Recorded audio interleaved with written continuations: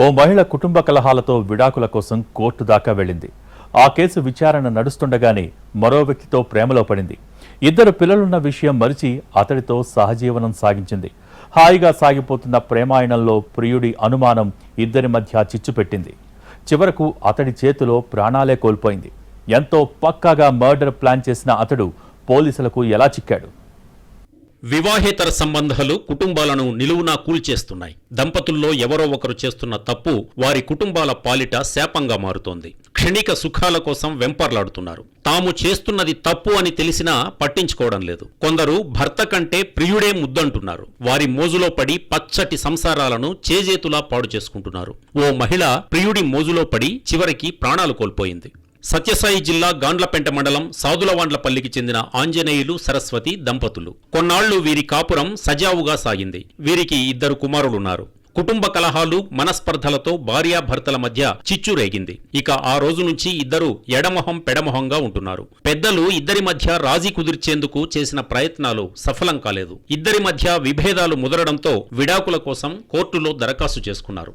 ఆ తర్వాత సరస్వతి తన ఇద్దరు కుమారులతో 8 ఏళ్ల క్రితం తలుపుల అనే గ్రామానికి వచ్చేసింది. బలిజపేటలో నివాసముంటూ కూలి పనులు చేసుకుంటూ జీవనం సాగిస్తోంది. ఈ క్రమంలో బేల్దారి పనులు చేస్తున్న సికిందర్తో పరిచయం ఏర్పడింది. ఈ స్నేహం కాస్త వారి మధ్య వివాహేతర సంబంధానికి దారితీసింది. ఆ తర్వాత ఇద్దరూ కొన్నాళ్లు సహజీవనం కొనసాగించారు. అయితే ఇటీవల సరస్వతి మరొకరితో చనువుగా ఫోన్లో గంటల తరబడి మాట్లాడుతోందని ప్రియుడు సికిందర్ అనుమానం పెంచుకున్నాడు. తనను మోసం చేస్తోందని లోలోపలే రగిలిపోయాడు. ఇదే విషయంపై ఇద్దరి మధ్య గొడవలు చెలరేగాయి.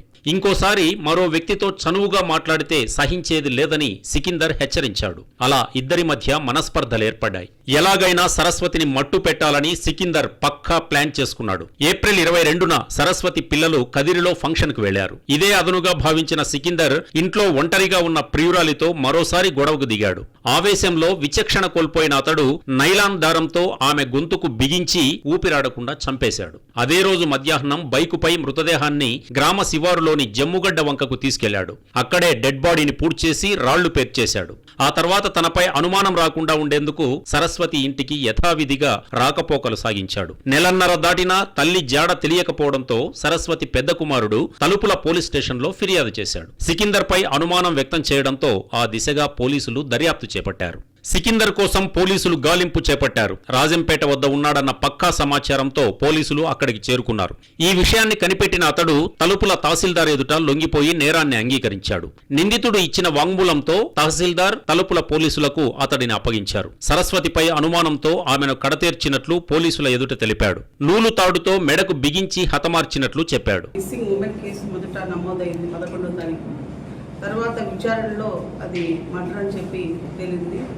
ఆమెతో ఇల్లీగల్ లివింగ్ రిలేషన్షిప్లో ఉన్నటువంటి ఒక వ్యక్తి ఈ మర్డర్ చేయడం కారణం అని చెప్పి తేలడంతో ఎక్స్ట్రా జ్యుడిషియల్ కన్ఫెషన్ మేరకు అతన్ని కన్ఫెషన్ మేరకు బాడీని ఎక్కడ అతను పాతిపెట్టాడో ఆ బాడీని కూడా ఎగ్జిబిషన్ ద్వారా బయటకు తీయడం జరిగింది.